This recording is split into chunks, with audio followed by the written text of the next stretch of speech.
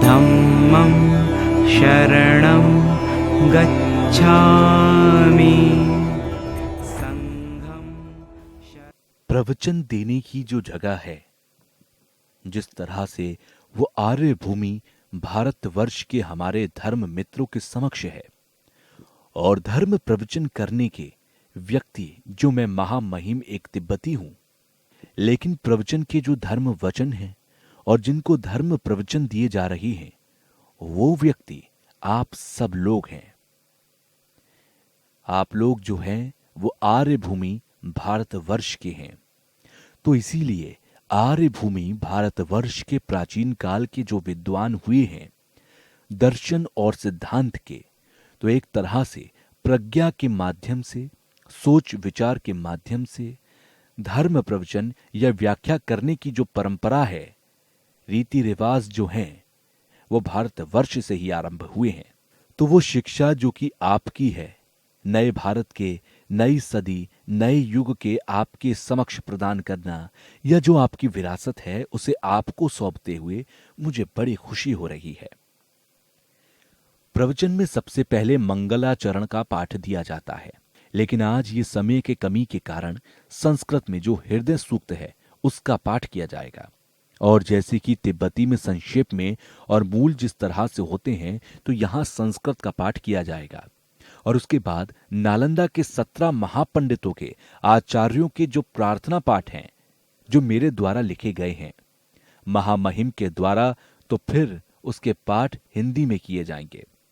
और नालंदा विश्वविद्यालय के आचार्यों के महापंडितों की जो पाठ हैं, वो एक एक श्लोक में पंडितों के आचार्यों की जो स्तुति की जाती है, उनके गुणगान किए जाते हैं, तो उसे आप याद करते हुए पढ़िए, क्योंकि जितने भी आचार्य हुए हैं वो आपके ही भारतवर्ष के हैं, आपके ही पूर्वज रहे हैं।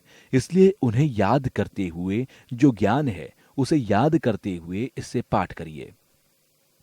और इसे हिंदी में अनुवाद किया गया है, तो इसे याद करते हुए और सचमुच में आचार्यों की जो एक छाप छोड़ी है उन्होंने धर्म और प्राणियों के हित में, तो उसे याद करते हुए इसका पाठ कीजिए।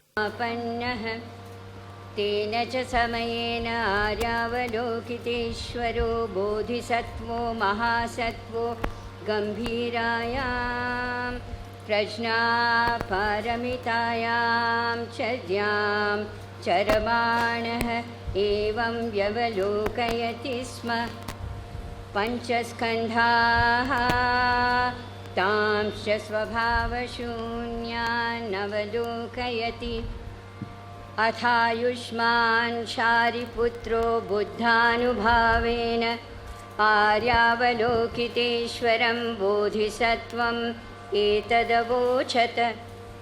यः कश्चित् कुलपुत्रो वा कुलदुहिता वा स्यां गम्भीरायां प्रज्ञापारमितायां चर्यां चर्तुकामः कथं शिक्षितव्यः।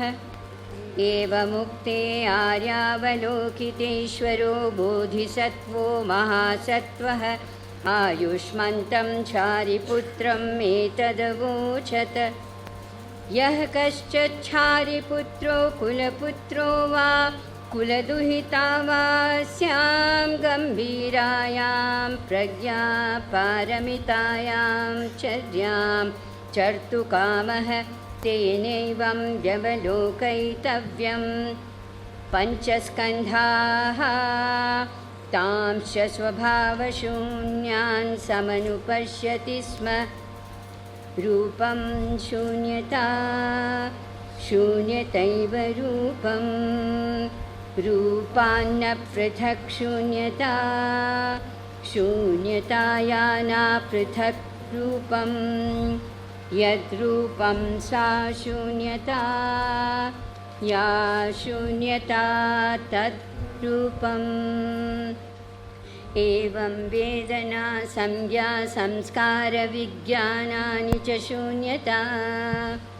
एवं शारिपुत्र सर्वधर्माः शून्यता लक्षणा अनुत्पन्ना अनिरुद्धा अमला विमला नूना सम्पूर्णाः।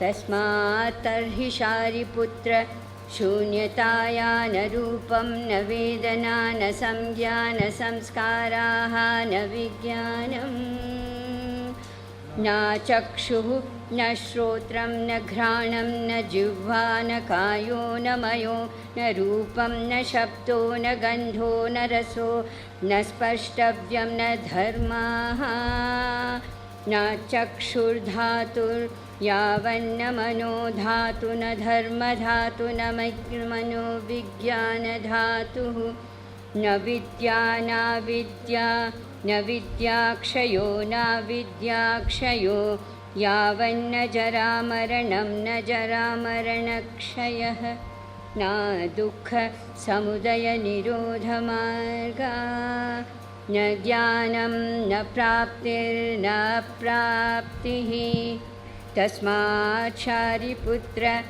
अप्राप्तित्वेन बोधिसत्त्वानां प्रज्ञापारमितामाश्रित्य विहरति चित्तावरणः चित्तावरणनास्तित्वादत्रस्थो विपर्यासातिक्रान्तो निष्ठनिर्वाणः त्रध्वव्यवस्थिताः सर्वबुद्धाः प्रज्ञापारमितामाश्रित्य अनुत्तरां सम्यक् सम्बोधिम् अभिसम्बुद्धाः तस्मात् ज्ञातव्यः प्रज्ञापारमिता महामन्त्रः अनुत्तरमन्त्रः असमसममन्त्रः सर्वदुःखप्रशमनमन्त्रः सत्यं मन्त्रो अमिथ्यत्वात् प्रज्ञापारमितायां मुक्तो मन्त्रः तद्यथा गते गते पारगते पारसंगते बोधिस्वाहा एवं शारिपुत्र गम्भीरायां प्रज्ञापारमितायां चर्यायां शिक्षितव्यं बोधिसत्त्वेन अथ खलु भगवान् तस्मात् समाधेयुत्थाय आर्यावलोकितेश्वरस्य बोधिसत्त्वस्य साधुकारं मदात् साधु साधु कुलपुत्र एवमेतत् कुलपुत्र एवमेतत् गम्भीरायां प्रज्ञापारमितायां चर्यां चर्तव्यं यथा त्वया निर्दिष्टम् अनुमोदयते तथागतैः अर्हदभिः इदमोचं भगवान् आनन्दमना आयुष्मान् शारिपुत्र आर्यावलोकितेश्वरश्च बोधिसत्त्व सा च सर्ववती परिषत् सदेवानुशासुरगन्धर्वश्च लोको भगवतो भाषितम् अभ्यनन्दन इति प्रज्ञापारमिताया हृदयसूत्रं समाप्तम्। जो नालंदा के महापंडितों की जो स्तुति है प्रार्थना पाठ की, ये पुस्तक जो है ये कृपया सब साथ पाठ करें। महापंडितों के जो गुणगान है उसे याद करते हुए, क्योंकि जितने जो भारतवर्ष के महापंडित हुए हैं तो वे केवल इतिहास की बात नहीं बल्कि साक्षात जो उनके लिखे हुए जो रचनाएं हैं उसे देख करके हम समझ सकते हैं, तो उसे याद करते हुए कृपया पाठ करें। लोकहित की करुणा से उत्पन्न श्रेष्ठहान विबोध एवं त्राण को संप्राप्त प्रतीत्यज वार्ता से लोको धरता देवदेव मुनीन्द्रवादि सूर्य तुम्हें शिर से प्रणाम है। जिन जननी भावार्थ अंतरहित तत्वार्थ का प्रतीत्य उत्पाद की गंभीर युक्ति से देशना पटु, जिनके व्याकरणवत यानोत्तम मध्यमक नय के प्रणेता नागार्जुन को नमन है। उनके शिष्य ज्ञात्र श्रेष्ठ सिद्धवर स्वपर सिद्धांत सिंधु पारंगत नागार्जुन परंपरा धारकों के शिरोरत्न श्री आर्यदेव जिन पुत्र को प्रणाम है। प्रतीत्य समुत्पादार्य सम्मत है चरम अर्थ, प्रज्ञप्त नाम मात्र इस गंभीर मर्म के देष्टा। उत्कृष्ट सिद्धियों की भूमिकों को संप्राप्त बुद्ध पालित चरणों को प्रणाम करता हूँ। सत्य वस्तुओं के उत्पाद आदि अंतों का खंडन कर सामान्य भासित बाह्य अर्थ को प्रमाण मानने के सिद्धांत प्रतिष्ठापक पंडित वर आचार्य भव्य को प्रणाम करता हूँ। इसी प्रत्ययता मात्र से ही प्रतीत्यज के अंतत्वयवारक आभास शून्य मध्यमक गंभीरोदारनय के उपदेश दक्ष सूत्र तंत्र परिपूर्ण मार्ग के व्याख्याता नमन चंद्र कीर्ति को। आश्चर्य अद्भुत महाकरुणा पथ को विविध गंभीरोदार युक्तियों के नए से सुभग विनयों के उपदेशों में प्रवीण जिन पुत्र शांति देव को यह प्रणाम है। विनयों के आश्य समद्वैत शून्य मध्यमक मार्ग की परंपरा के मध्यमक और प्रमाण युक्ति नय में विवेक दक्ष हिमवत प्रदेशों में जिन शासन विस्तारक शांत रक्षित महोपाध्याय को प्रणाम है। अंतरहित मध्यमक दर्शन युगनत्थ शमथ विपश्यना के भावना क्रम का सूत्र तंत्र सम्मत ही सम्यक विस्तार कर हिमवत प्रदेश में जिन शासन के विस्तारक निर्भ्रांत कमलशील पाद को प्रणाम है। मैत्रेय कृपा पात्र सर्व महायानी पिटकों के सुविस्तार दक्ष अति विस्तीर्ण मार्ग का उपदेश देते हुए जिन व्याकरणानुसार विज्ञान रथ संचालक असंग के चरणों में करता प्रणाम हूँ। द्वय शून्यता और सात विधान ग्रंथों की परंपरा धारण कर वैभाषिक सौत्रांतिक विज्ञप्ति सिद्धांतों के प्रकाशक द्वितीय सर्वज्ञवत विख्यात विद्वत्वर आचार्य वसुबंधु चरणों को प्रणाम है। मुनि के शास्त्रों की परंपरा और फिर वस्तुबल युक्ति से देशनार्थ तर्कद्वार शतशः उद्घाटित कर विवेकमति दृष्टिदाता नैयायिक दिग्नागपादों को करता प्रणाम हूँ। बाह्याभ्यंतर प्रमाणों के सर्वमर्मज्ञ सौत्र चैत्र गभीरोधार सर्व मार्ग के युक्ति द्वारा निर्णायक अद्भुत धर्म नीति के पटुवक्ता धर्म कीर्ति पाद को नमन है। असंग बंधुओं से आगत प्रज्ञा पारमितार्थ सदसदंतहीन मध्यमक प्रसंगवत अलंकार शास्त्रार्थ लोकद्वीप प्रज्वालक विमुक्ति सेन आर्य के चरणों में नमन है। जननी के अर्थ के विभंग हेतु जिनके व्याकरण प्राप्त अजितनाथ के भी अववादों के यथावत प्रकाशक त्रिमात्र प्रज्ञा पारमिवर ग्रंथों के आचार्य हरिभद्र को यह नमन है। खोही विनय निकायों के भावों का संक्षेप कर सर्वास्तिवाद शास्त्र सम्मत प्रातिमोक्ष के सम्यक देशना प्रवीण गुण प्रभपाद को करता प्रणाम हूँ। त्रिशिक्षा गुणमणि कोश के अधिकारी विमल विनय शासन के दीर्घ स्थायित्व हेतु विपल ग्रंथार्थ के विस्तारक विनय धरों में श्रेष्ठ शाक्य प्रचरणों में करता प्रणाम हूँ। मुनि प्रोक्त गंभीर और उदार वचन परंपरा अशेष का पुरुषत्रय मार्गतया उपदेशों के करता। हिमवत प्रदेश में मुनि शासन विस्तारक महाकृपालु भट्टारक नमन अतीश को।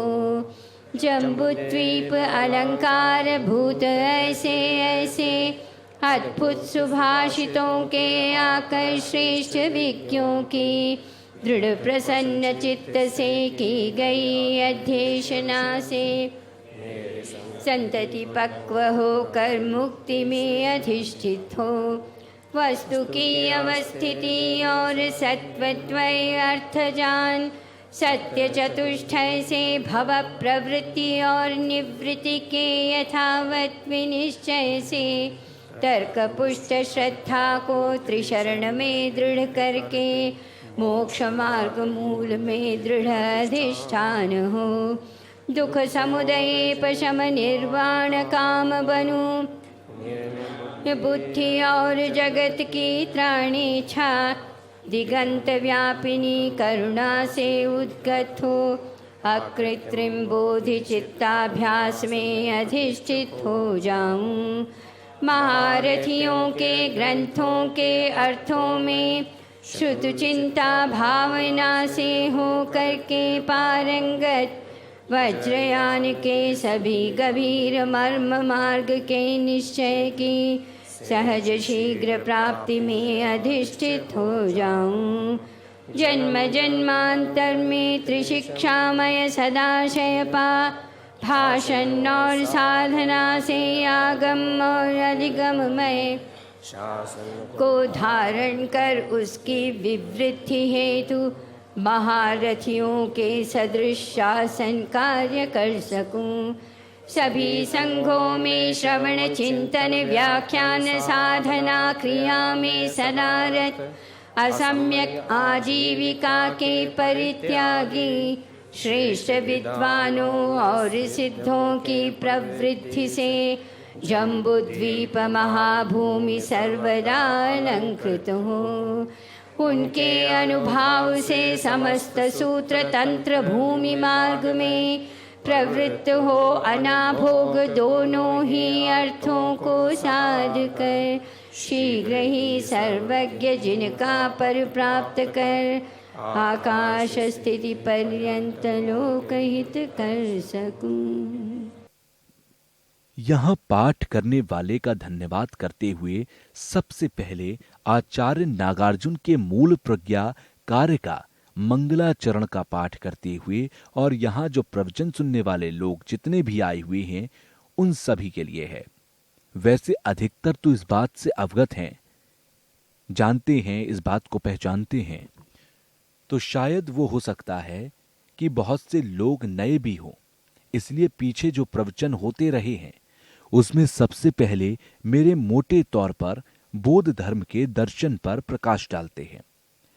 ऐसी एक परंपरा है, इसीलिए आपके समक्ष सबसे पहले इस संसार में बिना मतलब बिना किसी वजह के जितने भी जो प्राणी हैं, यानी कि कीड़े मकोड़े, सब सुख चाहते हैं, दुख कोई नहीं चाहता। सब एक समान है, सबका एक सा स्वभाव है। छोटे छोटे कीड़े मकोड़े जो भी हैं वो भी अपने ओर से सुख की ही प्राप्ति करना चाहते हैं और दुख से छुटकारा पाना चाहते हैं, प्रयास भी करते हैं। यह सभी में स्वाभाविक होता है, इसके लिए कुछ भी सीखने या पढ़ने की जरूरत नहीं होती और अपने सुख सुविधा के लिए ही ये चलते फिरते हैं, मेहनत कर रहे होते हैं। अगर सुख की इच्छा ना हो तो एक तरह से चलने फिरने या मेहनत करने की जरूरत भी नहीं होती है और अपने सुख सुविधा के लिए ही हम चलते फिरते हैं। हम मेहनत भी शायद इसीलिए ही करते हैं। अगर सुख की इच्छा ही ना हो तो एक तरह से चलने फिरने या मेहनत करने की जरूरत ही नहीं होती। और विशेषकर हम जो मनुष्य हैं, मनुष्य को बाकी प्राणी से हटकर एक दिमाग है, एक प्रज्ञा है जो हम आगे के विकास के लिए प्रयास करते हैं। जैसे कि दिन, हफ्ता, महीना और फिर सालों से यहाँ तक कि हम अपने भविष्य के लिए भी समय बिताते हैं और प्रयास करते हैं, मेहनत करते हैं। और इस संसार भर में तकरीबन 70 अरब मनुष्य रहते हैं। वो सभी प्राणियों से हटकर, बाकी जानवरों आदि से हटकर हमारे में एक प्रज्ञा है, अक्ल है, जो हम अपने दिमाग से इस्तेमाल करते हुए अपने सुख और सुविधाओं के लिए प्रयास करते हैं। और हम देखते हैं कि सुख की प्राप्ति के लिए यही एक अच्छा तरीका है, दुख से छुटकारा पाने के लिए यही एक अच्छा तरीका है, ऐसा हम मानते हुए प्रयास करते हैं। खासकर जैसे पहले भी बताया गया कि इस संसार में हम प्राणियों में कई तरह का परिवर्तन देखा जा सकता है, विशेषकर मनुष्य के अंदर। सुख की प्राप्ति के लिए और दुख से छुटकारा पाने के लिए हम कोशिश करते हैं। उदाहरण के लिए जैसे सभी प्राणियों में भूख प्यास में एक तरह की कठिनाई होती है, तकलीफ होती है, तो उस तकलीफ से छुटकारा पाने के लिए मनुष्य भी अपनी ओर से प्रयास करता है। जिस तरह से किसान अपनी फसलों के लिए मेहनत करता है, उसी तरह नई नई चीजें भी बनाता है और धीरे धीरे आज के दौर में वो तकनीक की चीजें भी बना रहे हैं। तो इसीलिए खासकर 20वीं सदी में तकनीकी विकास बहुत ज्यादा शरणं गच्छामि धम्मं शरणं गच्छामि